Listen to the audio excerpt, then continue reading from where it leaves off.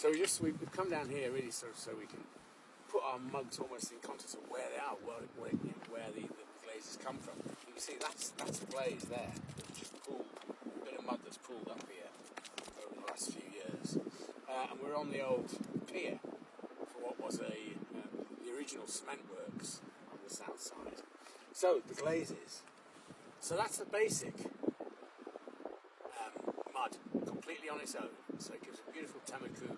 It kind of breaks quite well. So it's got quite a bit of iron specking in it. It's got a very beautiful dark where it goes very thick. A really nice solid glaze. Then what we've done, just to sort of enliven it, we've used a basic rutile glaze. So that's the same glaze underneath, but just with rutile on top. So it's almost gone like a sort of earthenware, like a honey. I like it. It's very shiny. It's a very usable glaze. And it's interesting. So it's also gone into like a sort of chun, or breaking into a blue down to the bottom. So then we've adjusted the base glaze with rutile, with the basic rutile glaze on top. So that's a 10% rutile in the bottom, and this sort of gives a really nice matte glaze breaking. And if it's on a more of a sort of surface like that, it really gets a lot more texture. So that depends on its thickness. But again, you can see some breaking in of colour in the top layer. So if you imagine, this mud must have an immense variation of minerals, of oxides in it, and that'll change through the seasons, through the sort of tides. So this one's got 5% rutile, and we can really see colour starting to come through.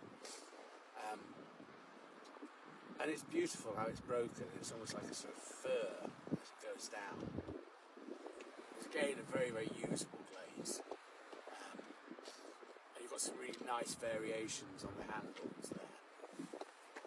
And then the last one, which is probably the most colourful, a bit like the skies we've been having recently, a bit like the Northern Lights in the sense of the variation of colours. So we've had reds, we've had greens, blues, and that really has an immense amount of colour. And that's with that's the mineral addition of rutile in it.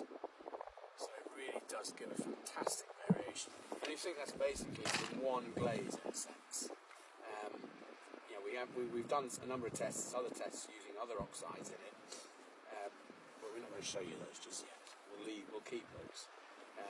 So we're going to do some mugs of various different shapes in these colours. We get to decide which we're going to do.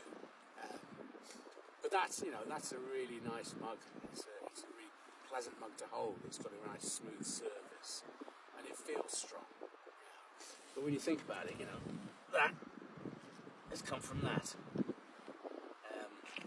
And you could almost use this mud without sieving it. Well, you couldn't use this bit, but when you get it from the foreshore, without sieving it, it's so fine.